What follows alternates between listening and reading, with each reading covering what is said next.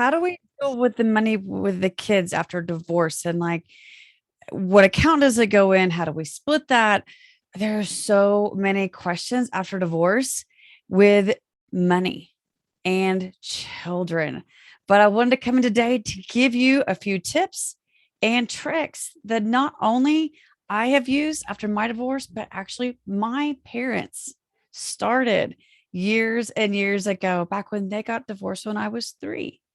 So, an idea that they started that I still use today, checking accounts. Checking accounts for your own children. Yes, does that seem far fetched? And wow, when I was 9, I think I was cool being the only kid with a checking account.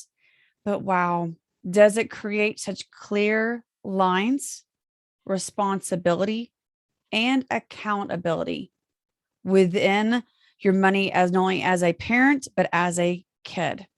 So here is how you get started and how it works. Lily, after your divorce or in your divorce decree, if needed, a lot of people will do child support, which means money comes out of one account, goes to GHS, and then goes to the other parent. What did my parents do? They chose to work amongst themselves and set up a system that got rid of the middleman and allowed them to start to work on their communication. They set up a checking account for my sister and myself. And what that did is the money allocated for child support, instead of going to DHS or child support services, went directly into a checking account. Then out of that checking account came the list of activities they agreed upon, whether that was daycare or sporting events or school. It made it really easy and clear lines so that my dad and my mom could both see the money that was going out that was specifically for. There's no more of, are you using that money for this? Are you using money for that? There's none of those arguments. It clears it up.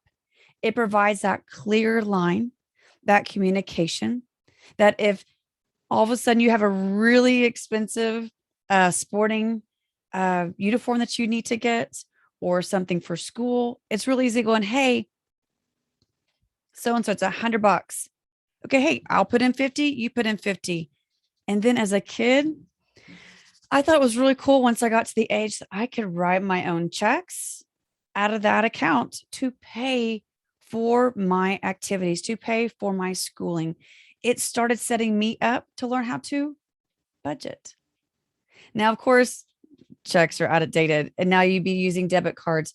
But as a child, it starts to teach your children money responsibility and literally how much do activities cost and extra school activities and so many things. So it provides clear lines for parents and for kids. And that way, too, they know both of their parents are working together to contribute, to help, and to help them learn money responsibility.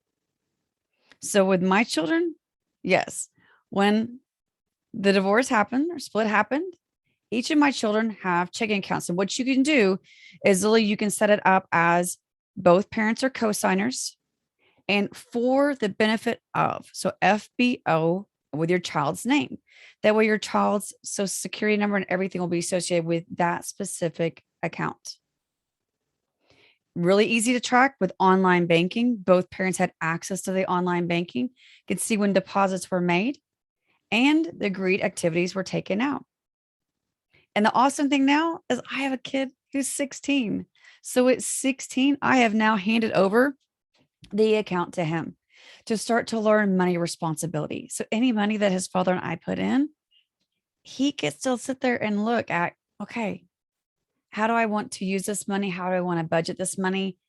And it gives him responsibility of now handing over legacy. And also, it established him with that bank 16 years old, 14 years ago, right? So if you are lost and how to set up accounts or what to do with the money, it can be very overwhelming, especially in the midst and aftermath of divorce. But create those clear lines, create the communication, And sometimes instead of going through a third party and letting them determine it, setting up a separate checking account and actually a savings account. Both my boys have savings accounts too. It allows for children to start to learn about money responsibility. And as parents, to start to really work on the communication and clear lines so those money arguments diminish. Hope this was useful for you. Click subscribe for some more helpful tips in money and in your starting over journey. Thank you.